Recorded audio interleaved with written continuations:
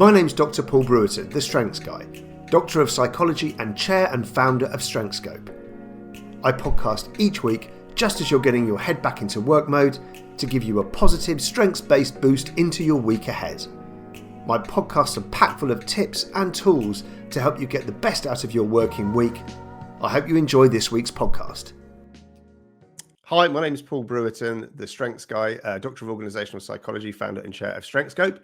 And today I am delighted to be joined for this second ever video podversation by Toni Marshall, who is Strengthscope's Senior Consultant and Research Lead. Hello, Toni. Hello, Paul. Thank you for having me on. I'm so excited and terrified all at the same time. Are you? Like Yeah. in combination? In combination, yeah. I wonder how that looks. Let's find out. We're going to see it live. Exactly. So today on the conversation, we're going to be talking about neurodiversity.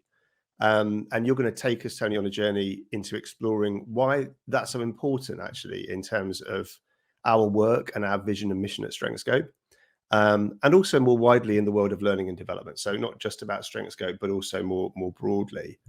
We were just talking, weren't we, before we came on live about how this is a topic area is becoming, it's just gaining more and more momentum, and the application of neurodiversity, the understanding of neurodiversity, neurodiverse voices becoming, more apparent, and which is fantastic, to hear and see this whole world of neurodiversity opening up to the broader public is fabulous and complex. So we're going to get into some of those complexities today. We're going to focus in, or you're going to focus in on the link between neurodiversity and strengths-based development. And I think we're going to talk a little bit about what more needs to be done in this field as well. So, kind of what next? What are some sort of good prompts and calls to action for, people out there who might be so minded to get involved? So I wondered if you feel that's an appropriate description of what we're going to cover. Is there anything that I've forgotten? No, I think that sums it up. It's about potential and opening up questions and conversation, I guess, for me. Yeah. Fab. Okay, cool. So that's going to be our aim for today, is to kind of open the whole thing up to debate. So before we get to it, it will be great, as I often do, in fact, probably always have done on the podcast with podversations. I'd like to ask you a little bit more about you and your background. So how did you get to be here? How did you get to be in this role? What brought you to Strengthscope? And if you could just go from the day you were born to now, approximately 2 minutes. No, just whatever you want to share is fine. That sounds great. Yes. How did I get here? That's a question I ask myself every day, Paul. How did I get here? So I guess from a background perspective, I'm from a town in South Yorkshire, Northern Nottinghamshire, dependent on where you are on the border.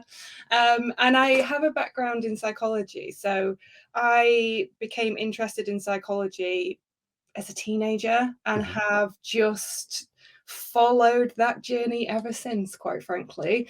So my background from a work perspective is through people functions, and I started my career with an abrupt start 5 days after university.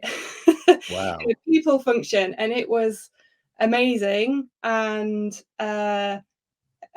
scary all at one go. And I saw the psychology of people in the workplace firsthand. It was amazing. Loved it, still love it. And then more recently moved into psychological consulting at an occupational level. So not quite as experienced as you, Paul, but I'm getting there. I'm working on it. Good work. Well, it's kind of, it's a time served thing. What are you going to do? I've been here for like ever and ever and ever. It feels like. That's amazing that you started your career like 5 days after you finished uni. That, like, normally people go on a very long holiday, during the summer months, right? So you just bypassed that and went straight into the world of work. I ran out of money. Is the truth. Oh, fair. I had no money. I didn't have time to take a break, which is, I mean, what a first world problem, let's be honest. You know, I just kicked, and I was eager to go as well. I'd been working throughout being a student, and Yeah. I loved it. Like, I actually love working. So I finished uni. I was like, I'm done. I Yeah. want a job. I want to see what this looks like in practice. What is happening in the world of work? And yeah, so I moved down what I thought was south at the time. It's not south, it was Midlands, but I moved down south. Well, it's South right? South, yeah, Yeah. there's a different accent for sure. Mm. So I moved down and yeah, started working. It was yeah, all go since then, really. Yeah, So, right. And that was a while ago now, I guess. yes, it was. It was a while ago. I'm not going to share with you how long ago, but yeah, we're getting into the decades, and that's terrifying. Yeah, Quite, yeah, yeah, yeah. I feel that. yeah, Um, so thank you. That's really, and interestingly, there's a parallel for me because I got interested in psychology when I was about 14, so sort of teen years, and then followed the same sort of followed the dream of it. It literally was the dream of it because I didn't get that dream until I found occupational psychology. I did, undergrad psychology was a lot of it was a lot of learning stuff, learning theory. There was a lot of biology in there, a lot of science, natural science, nothing wrong with that. But it wasn't what I had imagined it to be. And I had no clue that occupational psychology really was there at all because it wasn't covered on the undergrad. So it took a while before I discovered it or it discovered me or whatever. The universe brought us together. And, from then on, that's been the journey for me. Yeah, it's so interesting, isn't it? I think I remember going into psychology and thinking, oh, I'm going to be a clinical psychologist because Right. that's what a psychologist is. And then realized very quickly, no, that's not for me at Yeah. all. It's Yeah. fascinating. It's fascinating. It's an amazing field of work, but I want to see what people are doing day to day in this thing they do at that Yeah. point for 8 hours a day, or what I thought was 8 hours a day. Yeah. Reality shock came quickly. Yeah. Yeah. Yeah. What's that all about? And it's been fascinating. Yeah. And then there's like positive psychology as well layered onto that, right? So, Strengthscope obviously has that as a kind of core focus. And that is about potential. It is about helping people find what they can do rather than what they can't. It's not toxic positivity as, some people talk about, but it's very much reminding people that there is positive there to be had if you're ready to look for it. All emotions are welcome, all approaches are welcome, and we are awash in a sea of negativity most of the time. That negativity bias is everywhere. So having a focus on what you can do, what is possible, what empowers, what strengthens, what enables you at work, specifically for us, I think is probably really relevant to the conversation today. Mm. Cool. So let's get to that. If you could give us, this is a really difficult question, and I'm aware of that, but could you give us, please, a full and comprehensive definition of neurodiversity? And at the end of it, just say, like your name and the date so that can then be quoted by others for all time. I know there's no received kind of definition that's a sort of broadly accepted one, but what's one that kind of works for you? What resonates for you? Yeah, and you're quite right. I mean, you can look at any different definition of neurodiversity and it'll tell you something different. Yeah. Me, and I think for where my journey is going and where Strengthscope's journey is going in looking into this and researching it, the best definition I can give is at a general level, neurodiversity is about firstly the recognition and then the understanding that everyone processes the world slightly differently. Wow. And then at a more specific level, that allows us to explore conditions such as autism, ADHD, dyslexia, many more as part of that understanding of how people are processing the world differently. Yeah, it's a brilliant definition. I'm interested in why you're interested in neurodiversity personally. So let's go there. What is it that kind of fuels what got you to take that interest? Because actually, since you joined the company, it has been a topic that you and I have discussed on numerous occasions now. So it clearly is something that's really important for you. I'd like to understand a little bit more about that, if that's okay. Yeah, of course. And it is important to me at a personal level. I'm going to say, fortunate and blessed enough to see an elder sibling deal with dyslexia Okay. from childhood, and she knows I'm talking about this today. I have mentioned it. She's fine. Right. My older sister, essentially has dyslexia to the point where she really had to learn how to enable herself to get through a world that at the time was still learning its feet. And I still think we're learning, but at the time when she was getting to grips with this and enabling herself to be incredible and successful, which she is, and she's an absolute inspiration to me. She's really, I saw that journey for her, and I saw for an individual who is incredibly self-confident, driven, and capable, how she had to deal with the world differently because she had dyslexia, especially at an academic level and going through school. But then more recently in the workplace, she's really fortunate. In some ways, that she was diagnosed as a child, so she has learned over time how to work with this. She's very confident to say, look, I don't need your help, but this is how you need to support me so that I can bring the amazing things that I can bring into this workplace, which is so inspiring. And I think that's why it's important to me, because I'm recognizing more and more in the workplace that it's not that way for everyone. And for some people who, quite frankly, have not recognized that they have a condition, that they see the world differently, and they're getting their diagnosis later. We're seeing more and more people be diagnosed with a neurodiverse condition as adults, and they're learning their feet, and they may have learned over time to be successful with this, and that's fantastic. But there's still things that we can do and to support them. My sister's really keen to say support, not help, because for her it's a case of, I can help myself, but there's things in the world that aren't built for those with these conditions at the minute, and anything we can do to support people in that situation, it's really important to me, Paul. So that's why I brought it as a topic specifically into my role at Strengthscope, to say we need to be mindful of this, and we're all on a journey of learning. There's more to learn, and I know for me it's about asking the right questions and getting a diversity of voices into conversation. Definitely. Yeah, that word terminology is so important, right? And that's a really important distinction that you've drawn there between help and support. Support has such a different tone to it. Support is actually, what can the organization do? What can a line manager do? What can colleagues do to flex and ensure that that person's skills and strengths are brought to the fore, right? Rather than it being, well, that person needs help. That immediately changes the tone. It changes the narrative, the way that the person perhaps is seen, and the way that they engage with work, possibly. It has so language has an impact, and I think that's really important. That's a big takeaway, I think, for me from this conversation already.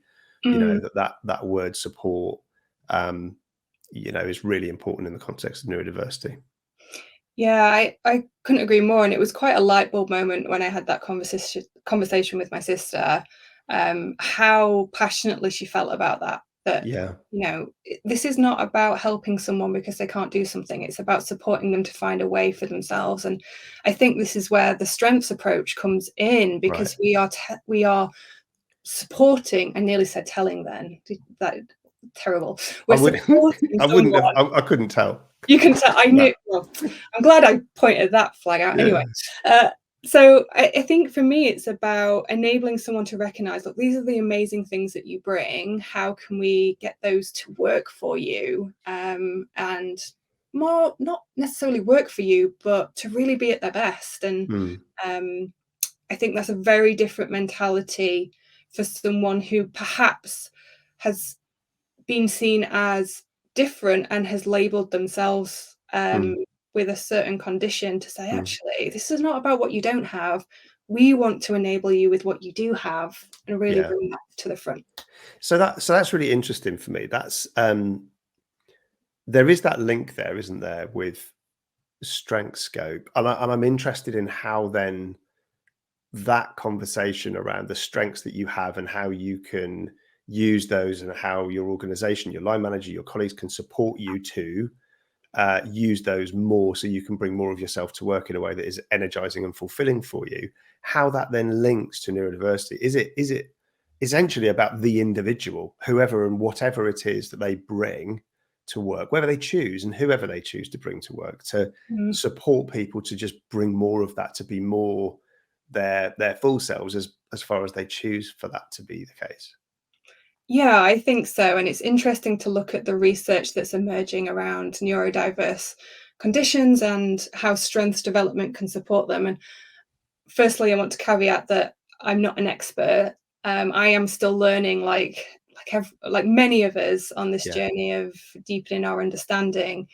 But what's really struck me is that with the work that's been done so far, what we're seeing is it really supports with self-esteem and self-confidence, because it is about that you are a unique individual. Let's celebrate that and recognize what you're bringing as that unique individual, rather than trying to fit a social norm of something that feels very different from you, perhaps. Yeah, absolutely.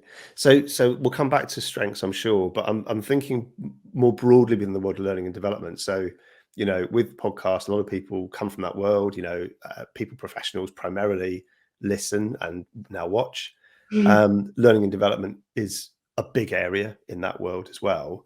So, what is the link there? Neurodiversity then and learning and development. What is learning and development as a almost a discipline need to do differently, perhaps, to support people who have various, what is the terminology, by the way? Is it neurodiverse conditions, or is it neurodiversities, or neurodifferences? I'm so glad you asked that question, Paul, because I asked that question before I came on this podcast too. Who did you ask? I asked the NHS because I thought, okay. Let's go with them. Yeah. And as you would expect, they said conditions, which interestingly was slightly different, because we also use the term tendencies, because that allows us to think through the spectrum of neurodiverse tendencies or conditions. So jury's out. Yeah, right. It's tricky as well, because it will be different who you ask. Go medical and you're going to get a medical response, probably. Neurodifferences, I don't know. I've heard that used, but I don't know if it's commonly used. And I suppose the only thing is to be conscious of language again, but not so conscious of language that you don't speak at all. It's okay to get it wrong when there is no wrong and right absolute. So yeah, back to my question, which I've lost along the way. I think it was along the lines of what can learning and develop, the broader world of learning and development, what does it need to perhaps be conscious of, do differently to support people with neurodifferences? I said that. I think it's that awareness of people being unique, for me. So, and there'll be many different answers to this, I am sure, and many different perspectives. But from a learning and development perspective, what we're noticing is if we can be mindful to be open to how people do things differently, with the outcome as what we are developing them for, rather than the input necessarily, that can be really powerful.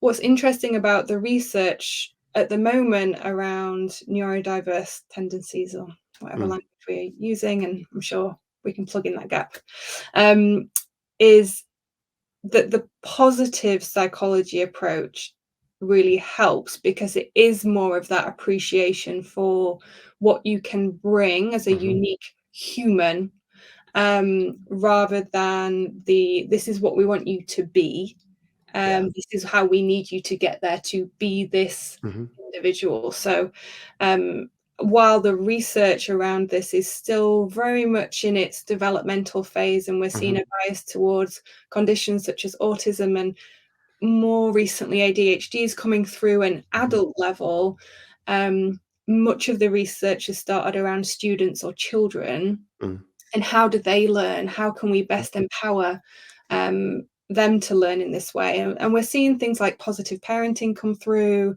strength-based development. And for me, in the world of work, we really need to find a way to empower with similar themes, but more for your adult learners. And I feel like the growth mindset approach, the strength-based approach, really enables that at that mature level. Yeah, and you're saying that because there's a focus on what you can bring, what you can do, what you're making choices, I guess, around empowering choices around who it is that you're bringing and what it is that you're bringing to different contexts. I guess as well as the practical level when it comes to learning and development, people who've got those different tendencies from a neurodiversity point of view will have, yes, different learning styles, but they'll have different learning modalities that they would prefer or need, actually. So is there something that's at a very kind of practical level for L&D professionals to be, perhaps more mindful of? And I'm sure that is the case in most cases. Most L&D professionals are really across this stuff. But if there is anything as a kind of practical takeaway from this area that we're discussing, what would it be? You're thinking about an L&D professional who's got I don't know, 500 people that they're responsible for in terms of their learning and development needs.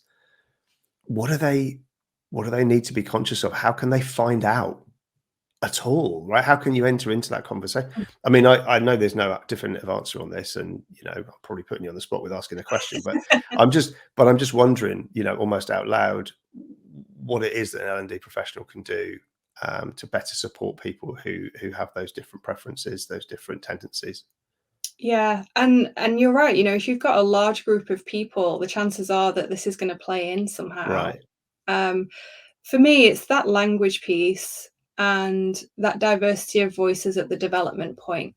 So if we think about how we are developing learning and development materials, really think about who is feeding into this design process, and do you have a diversity of voices at that point? Yeah. It's easier to feed in before you build than build it and realize, actually, there's a whole range of people that we haven't thought about here. Yeah, really good tip that is. I mean, as a general point, with design, to get a diversity of voices and thinking in the room. Otherwise, you're right. You're going to have to go and do a lot of rework.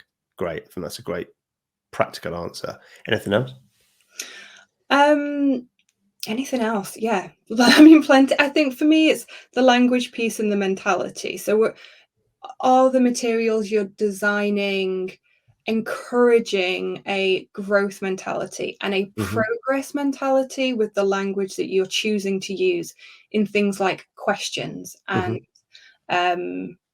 even just how you access your learning materials. So for example, in many leadership development programs, people are nominated to go on them. Are we enabling our line managers and our people managers to recognize that they may need to be diverse in what great performance looks like? So you're getting diversity of people having access to those programs. So those types of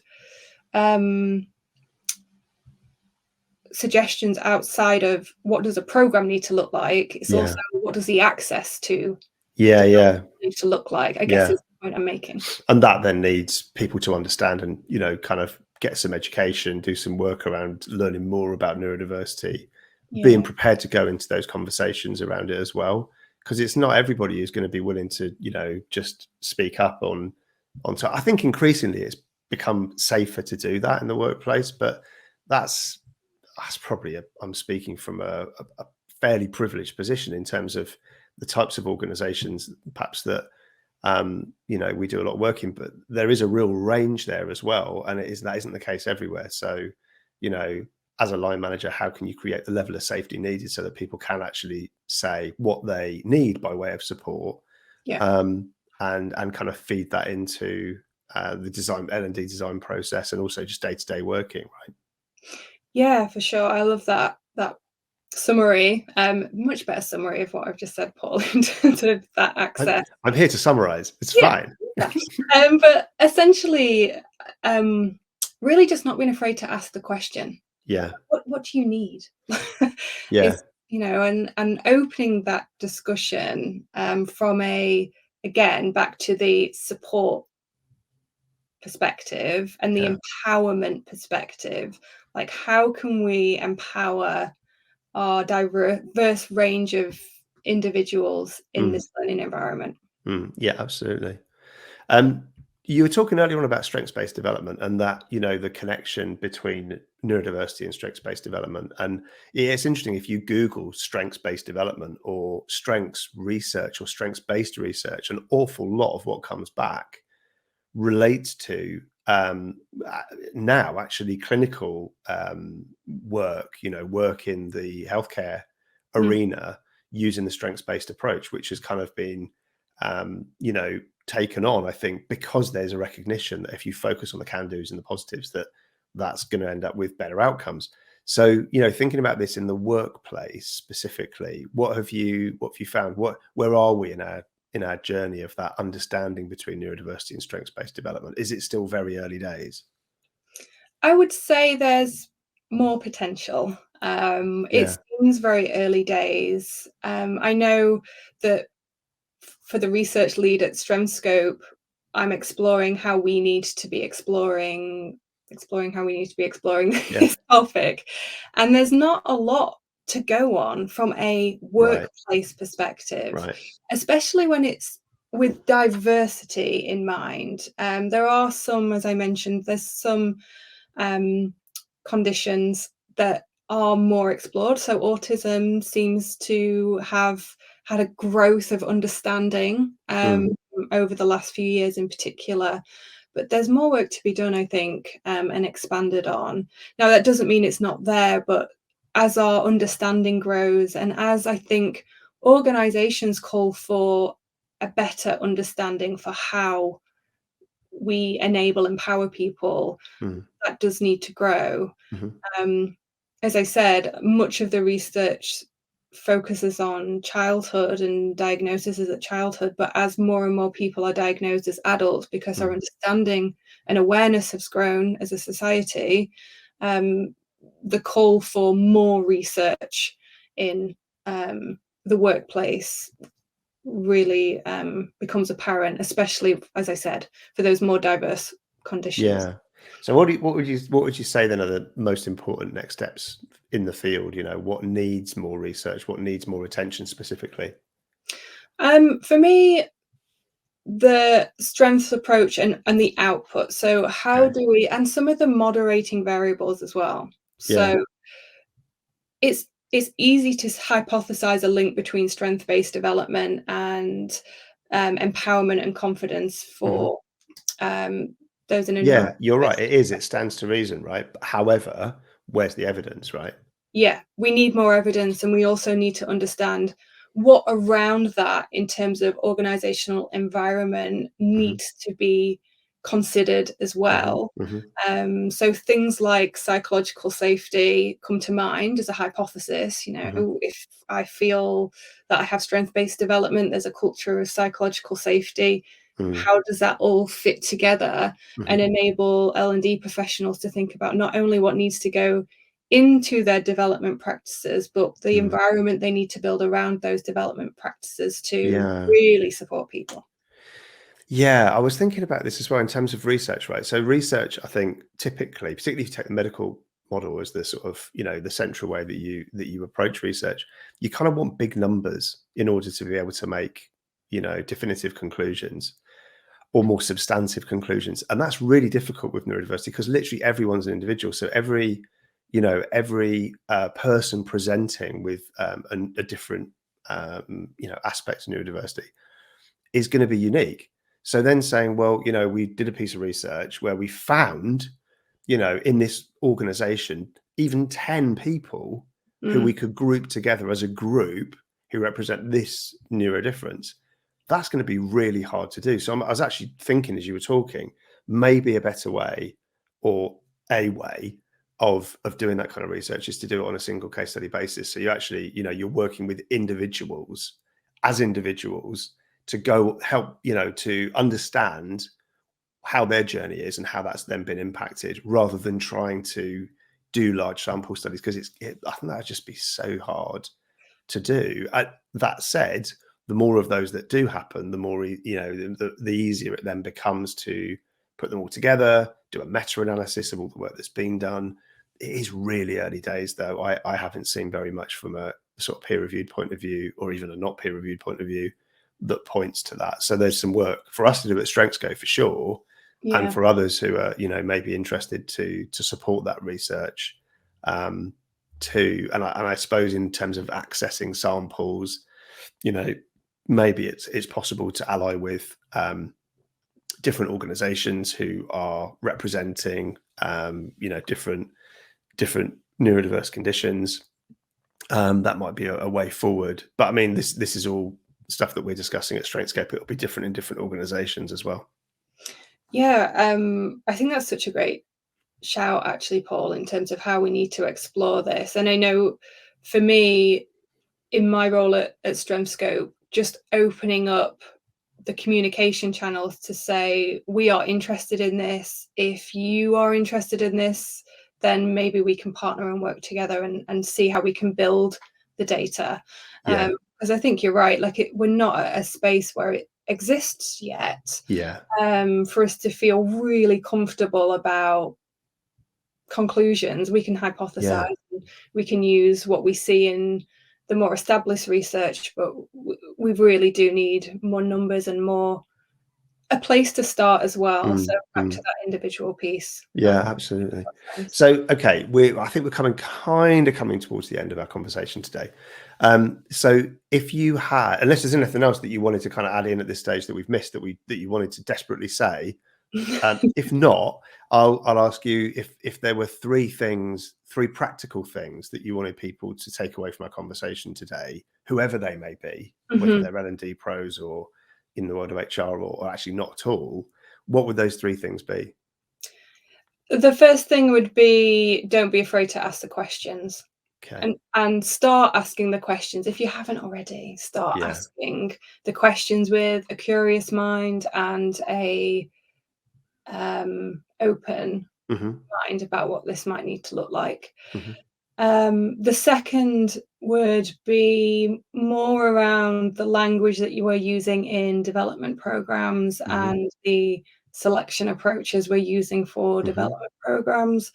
As always with diversity, what is accidentally being said is really important for organizations to take a good critical look at. How they explore things.